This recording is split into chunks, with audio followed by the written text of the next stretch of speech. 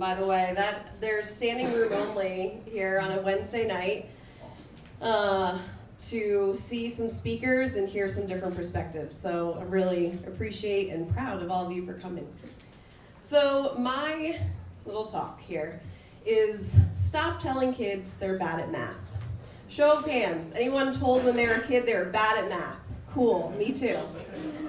We have a problem because 90% of the room just raised their hands.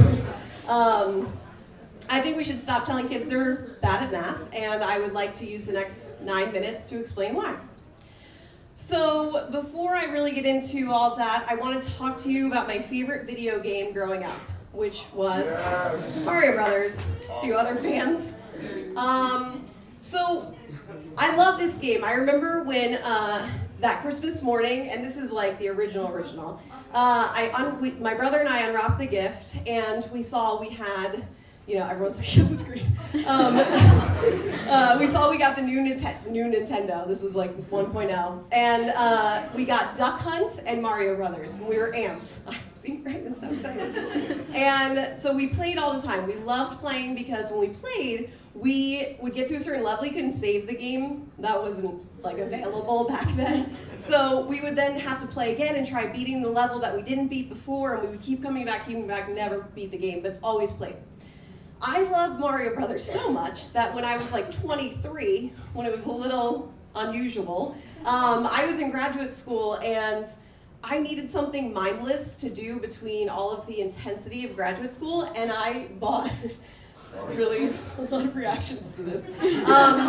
And so I found in GameStop they were selling an old school Nintendo, so I was like, I'm gonna get this, and I bought Mario Brothers game and I brought it back, and so my friends and I played this one night. We were like, we're gonna beat the game. And there was 3 of us. We wanted to just see what happened at the end of the game, honestly. Like, does he find the princess? Like, what happens?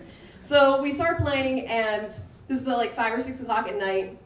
By like 9, I was not allowed to play anymore, not good enough, and I was getting in the way of them moving forward. So I had to watch, which I was fine with, and so I did.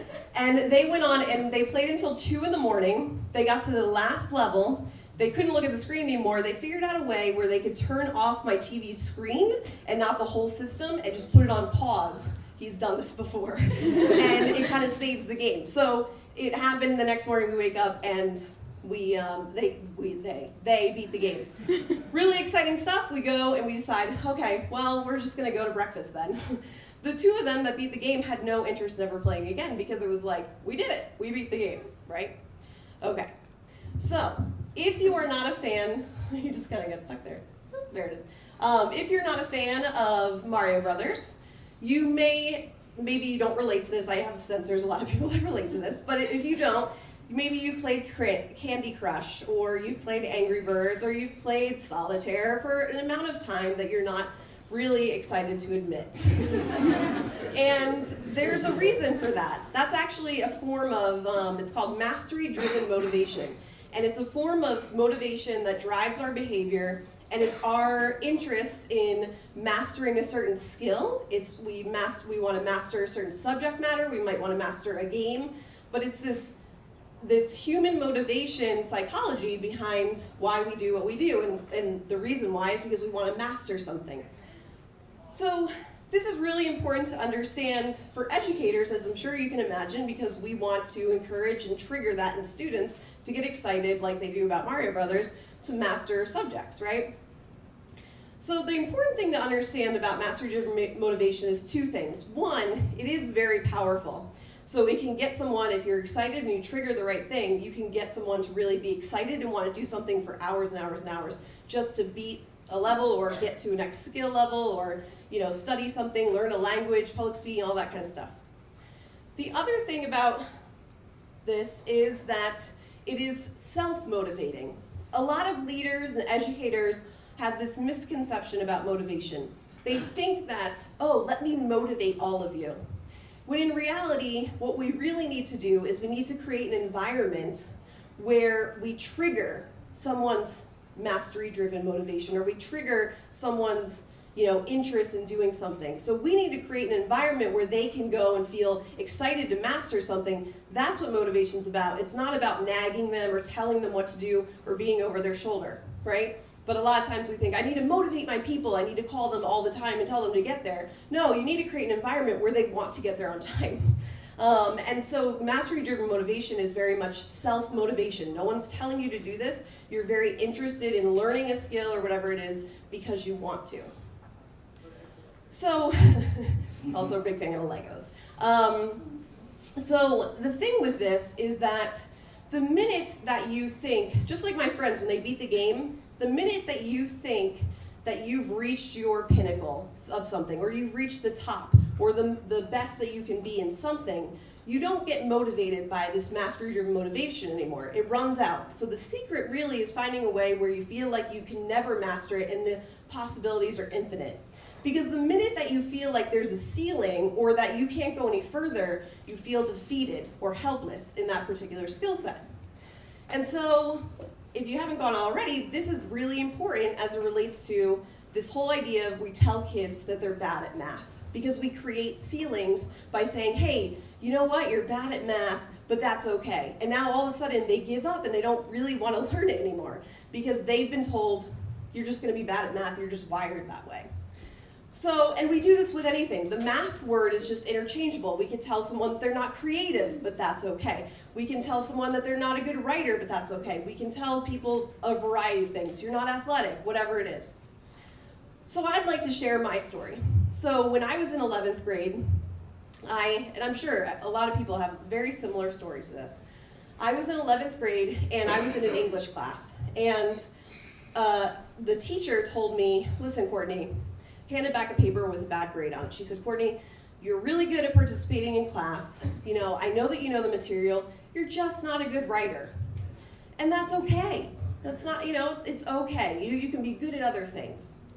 Well, within the 30 seconds that teacher told me that, she handed me an excuse that I used for 6 years. And just to back up a bit, I don't believe that teachers are doing this with any malice or purposely to make people feel bad. That woman delivered the feedback in a very nice and kind way. But unfortunately, when you say someone is just bad at something and they can't get any better, it has a very powerful effect on that mastery-driven motivation we were talking about. And so for the remaining years in high school and the next 4 years in college, I used it as a cop-out. Anytime I did bad on a paper, I'm bad at writing. No big deal, I'm just bad at writing. I never looked to improve upon it. I didn't go to teachers. I didn't look for resources. I didn't try to get better. I just said, I'm not good at writing. It is what it is, right? I ended up being a business major, so writing wasn't like a huge deal. I mean, it was, but it wasn't like I was in English or history, you know, writing a lot of papers. So I kind of got through. Well, luckily, this was reframed for me. Shortly after graduating college, I decided I'm going to go into a field in student affairs, working with people just like, you know, Stephanie and some of the others that are here from the leadership office. I want to go into student affairs. Okay, you want to go into student affairs, you got to get a master's degree in it. Cool, that's fine. I just want to be in college for the rest of my life. No, that was a really hard master's program. Yeah, he's shaking. Yes, it is. It's a mixture of like psychology and education. It's all writing. All you do is write. So I get to the orientation program for the grad program, and they're talking about all this writing. And I was like, uh-oh, this is not good. I'm not a good writer. So you know, the first paper comes up, and it's for the teacher, of course. It's the one that's supposed to be the hardest on everybody's papers. Great. So I was like, all right, I gotta get rid of this excuse. I have to try, because if I don't try at this writing thing, I'm not gonna make it through grad school. So this first paper, I try really hard, and I spent so much time on it because I'm here thinking I'm a bad writer. I've got to write a paper for the hardest teacher in the program. So I really worked on it. I got it edited, proofed by other people. I spent more time on it than probably any project I ever did in college. I handed it in. A week later, the woman comes up to me, and the faculty member, she hands it back with the grade, and she says, Courtney, you're a very good writer. And I said, oh shoot, she doesn't realize, like, I'm a bad writer. I literally, at that point, didn't even believe her. I was like, I didn't believe in myself. I didn't believe, like, you know, I'm just like, oh, she's tricked. That was fun. But I was like, oh shoot, she actually thinks that I am. I have to live up to that expectation. So all of a sudden I started to one-up myself. I was like, well, the next paper I gotta do better. She thinks I'm a good writer. So I just kept trying and trying. I went to other, and I learned. And for 2 years, I finally learned how to write really well. And, it's funny because, funny timing and everything, right? So about a month ago, Shyam and Steph asked me to do this WOW talk, and I was like, sure. And I'm passionate about this stop telling kids they're bad at stuff thing, so I was like, let me talk about that. And I knew I was going to use this story about writing, and funny enough, for the last couple of years I've been blogging on a blog that probably no one reads except for maybe my husband if I make him and some other colleagues and friends. But I've been blogging, and this one blog I had was like, young people can change the world. I was all excited about it. And I emailed a blog post to Ariana Huffington, who's the editor of Huffington Post. Because I have big dreams. And I send it to her, and a week later, she emails me back, or 4 days later, she emails me back, and she's like, sure, we'll cross-post it in the Huffington Post. Okay. So not only that, I hear from her associate editor 2 days ago, and I am a Huffington Post columnist.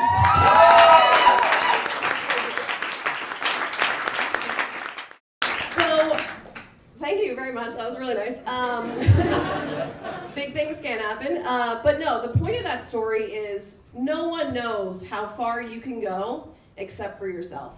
And so, one, don't ever let anyone tell you you're bad at anything or you've reached your peak, because there's always more room to grow.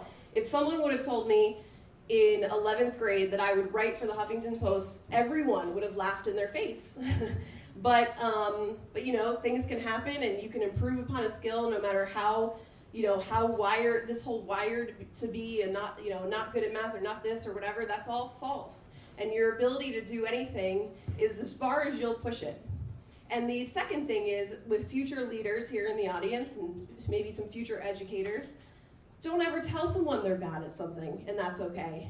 We need to tell people how to improve, and we need to point out what they can do better. But to give them the cop-out that they will use for the rest of their life is not what education's about. And so I think that we should stop telling kids they're bad at math.